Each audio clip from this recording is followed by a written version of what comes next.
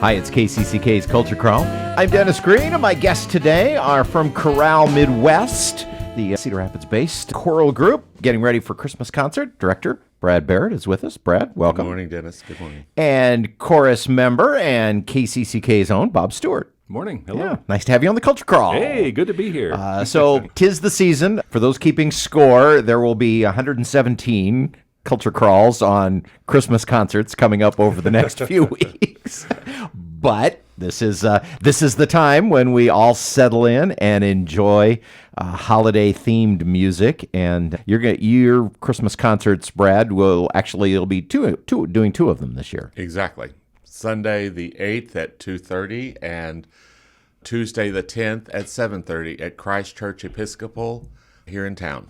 And for those keeping score at home, the one question that everybody gets asked this year is, Brett, you've been doing this a long time. What is your thought process headed into programming a holiday concert? Because there's a lot of things that come to play. Obviously, you want to program a concert that people will come to and enjoy, but you also have to do something that's going to keep the interests of your all-volunteer chorus who are in this for the love of the music, not because they're getting paid big bucks. That's exactly right. In fact, I just conveyed that or reiterated that to some of the singers last week. Christmas concert repertoire is the most difficult to program for me.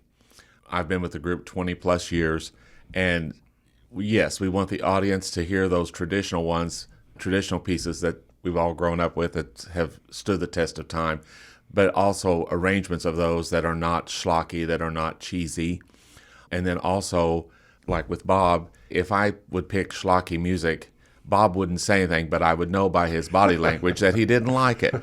And so I tend to try to program pieces that are also going to feed this really talented singer that we have sitting there in the rehearsal every week. Bob, what are you looking for in singing this program every year? Just really nice arrangements, obviously, and interesting things that, in fact, I was just thinking about, he's chosen a men's piece. It's a French men's piece that's called Noël Nouvelet, but it also has, I find it sounds Russian to me. There's some very Russian parts in this bass part. It's a really interesting combination between French. I think it's Russian. I don't know what maybe you We're do, close. It sounds like a kind of a Russian thing to me, but things like that are not just the typical easy arrangements to do. They have a little bit more depth and expansion to them a little bit. It's interesting that we talk about repertoire because one of the first places that I always look for repertoire is Walton Music, and really was probably one of the greatest sources that we've had has stood the test of time. And Norman Luboff and Ludmilla, they really did try to bring those pieces and to the States. And when a lot of these countries opened up their repertoire and their composers, when communist rule fell in a lot of these countries, we found some of these pieces not only great choral works, but great Christmas arrangements. And this happens to be a product of that tradition. Scandinavian arranger, she's really, Sofia Soderberg is one of the up-and-coming Scandinavian composers, and that's who arranged this. So for you to say that it sounds Russian, I could see why you would say that. It has that European flair to it that really champions itself to show off low basses, and we have some of the best low basses anyone could ever ask for, Bob being one of them. And so why not give them that Russian-esque moment? And isn't Eastern Europe in general, isn't that really a hotbed for choral music? And like I said, it really is. We're living in the age where, sadly enough, people want more entertainment than the more academic approach to choral music, and I think it can happen both ways. I think there's a balance there. But yes, the Eastern European choral tradition is real. So that's one French number that highlights the basses. Not a big surprise there that Bob would like that one. What else is on the program? Let's see here. We are going to do our old standby of O Come, Emmanuel, and Joy to the World, the Mac Wilberg Mormon Tabernacle Choir arrangement of Joy to the World that also has a spotlights the female voices by themselves and the men, and probably one of the best tenor sections we've had in a while, and so it gives those tenor ones a chance to have voce canbelto moment in our program. We also have my programming tries to follow the Christmas story. So we start with the Advent-esque, O come, Emmanuel, Arise, your light has come. And then we go to the homage to the Virgin Mary, and with the O Magnum Mysterium, a new setting of that text, which is really wonderful. The Spotless Rose, the Herbert Howells Spotless Rose. And then we go into the Christ Child.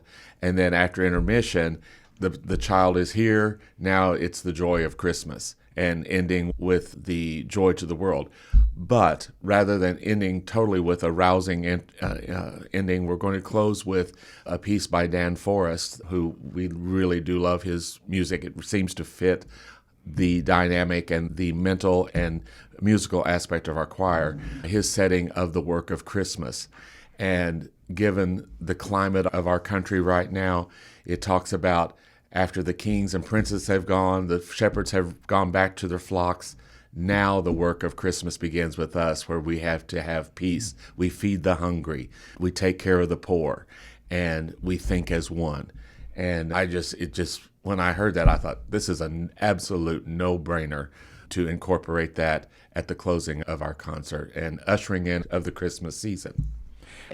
Are there any pieces here that are new to you? Several. The Noël Nouvelet, the work of Christmas, the O Magnum Mysterium. I'm trying to think what else we have here. Yeah, those are the big new ones. Yeah, and we also will feature the big choir, the Chorale Midwest Chamber Singers, and then our vocal jazz ensemble as well for that concert.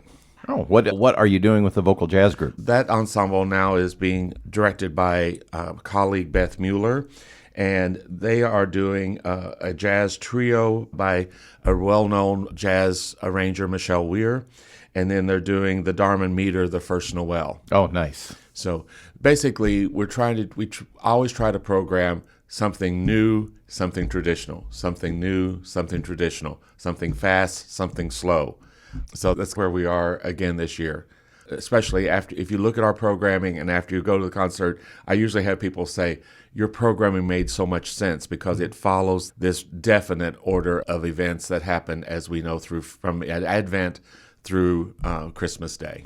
Yeah, not every Christmas show often they'll have a through line or a story, but often aren't programmed in such a way that you can get taken through the Christmas story without having to have a lot of narration. Exactly. Let the music do the talking. Exactly right. Exactly. Chorale Midwest presents their Christmas concerts. 2 chances to hear this on the 8th and the 10th of December. What is on the schedule for the new year for Chorale Midwest? We're going to continue our thematic season with joy, love, and peace. That will happen the first weekend in May, on the first Sunday and Monday in May, and then as soon as we finish with this, we will begin working toward our fundraising gala that this year is slated in February, and it is a 70s theme. Get out your leisure suits and your bell bottoms and your puka shells and tie-dye and come and be with us. It's possible that all 3 of us probably have some stuff in our closet from those days. Yeah, right. Unfortunately. Maybe. Chorale Midwest hosts their Christmas concerts on December 8th and 10th at Christ Episcopal Church. So 2 chances to hear Christmas with Chorale Midwest. If people want more information about the concerts, get tickets in advance, or just learn more about it, they can visit your website, which is Choralemidwest.org. All right. Thank you both for being here. Oh, thank you once Thanks, again, Dennis, so much.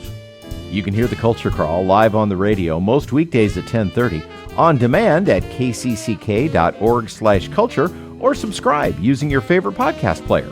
Watch our videos on the KCCK Facebook and YouTube channels. Our producer is Lydia Kilgore. The Culture Crawl theme is composed by Vivian Shanley. I'm Dennis Green, and I'll talk to you later.